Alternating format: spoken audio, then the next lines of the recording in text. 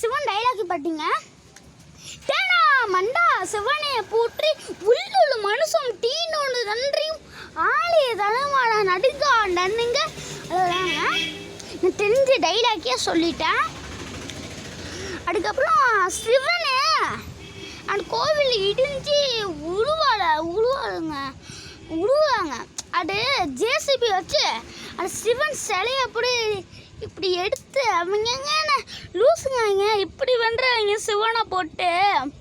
அதுக்கப்புறம் இன்னொன்றுங்க, ஒரு பீச்சுக்கு நேராக ஒரு நடுவில்